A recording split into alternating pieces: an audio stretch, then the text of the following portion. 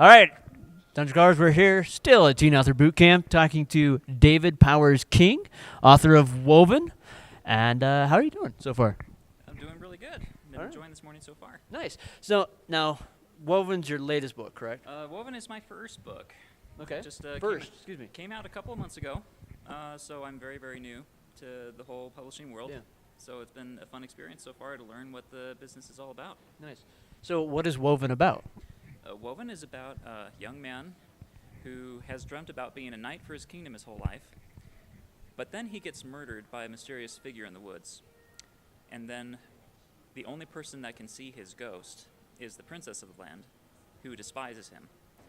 But they're stuck together, and they have to go on a journey together to find a needle that can sew him back to life. I wasn't expecting the needle getting sewn back to life. No, that's already a big twist. So he's out, he dies after trying to become a knight. And now the princess that doesn't like him has to deal with him. Yep. Wow. Where did this idea come from? Because it sounds pretty epic. It's mighty epic for sure. It's actually the brainchild of my co-author, Michael Jensen. Okay. He had the idea in his mind for about 10 years or so, and even toyed with the idea of doing a musical based on it. Okay. But it just kind of got put on the shelf, and then I met with him later as a co-worker, and we learned that we really enjoyed storytelling, and he read one of my practice novels, and he was impressed enough by it that we went to lunch, and then he told me the idea for a story. Okay. And I was sold. I was like, Michael, you've had this for 10 years and you've done nothing with it, but we gotta do something. This is like $1 million idea. Let's write a story together. Okay. And so he was like, sure, yeah. And then I wrote a first chapter that afternoon. Wow. And he really resonated with it and was like, okay, let's do this. So is it difficult writing with another author? I've heard that it can very much well be. That hasn't been my case with Michael. He's been exceptionally wonderful to work with. Okay. I mean, do we agree with each other all the time? No. But, that actually makes the story stronger, because sometimes when we butt heads with an idea, we have to pull back and say, okay, we need to think about the story here. What's going to work? And then we usually end up with an idea that's better than what either of us came up with originally. Oh, nice. So with going through this whole process of writing together, and he had this idea in his head for 10 years, and now you're putting it kind of in fresh twists and ideas, was he kind of really receptive to that, or was he kind of hesitant at first? Oh, he was pretty receptive to it, especially after that first chapter read, because he just, as he was reading it, he was going, yes, yes, yes, this is exactly what I had in mind, even though I threw in some characters that we had never talked about, or he didn't mention before. Okay. But it definitely fit the feeling for what essentially he's told me essentially that I caught his vision. Good. Very nice. Now, since this is your first book, how long have you been writing, though? I've actually been writing since I was 14, so we're going on 15 plus years here. Okay. And I've written about 8, 9 novels, and this is my first one, and I actually have another on submission right now. Cool. Looking for a home. So, if there was a teen author boot camp way back when, that would have been perfect for you. That would have been amazing. There was like nothing for teens when I was a teen. I know. Me too. I'm scratching my head. My daughter's actually here because she loves to write, and she's super excited, and I'm just like, where was this when I was a kid? And I grew up in Southern California, so and like even more so, because you're surrounded by movie culture there. Mm-hmm. It's kind of hard to find venues for writing conferences and stuff. At least at my age, it was. Yeah. I would imagine it's a bit easier now. Yeah. So, where can our listeners find the book? Is it available at the traditional bookstore, Amazon, everywhere? It's available at all major retailers. Okay. And Amazon, Barnes & Noble, you can find it on there, online, or in the stores. And it's pretty much available. I mean, iTunes. It's now So let's kind of move towards you a little bit.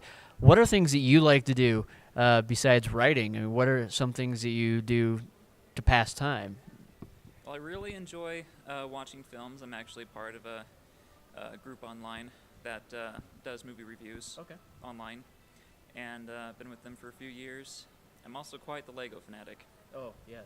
Lego. Me and my son, so thankfully I'd be very lonely if it weren't for my son, because I'd be in the basement building forever.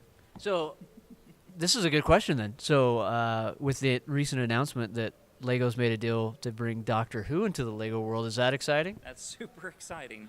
Seriously, like, is there a pre-order button for that? I hope so.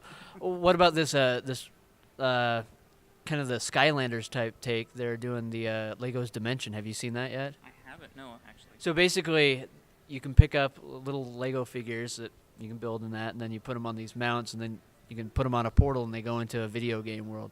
I just saw this morning they had like the mini DeLorean and Marty McFly, and then a hoverboard, and then you can play that in the game. That would be awesome. Yeah.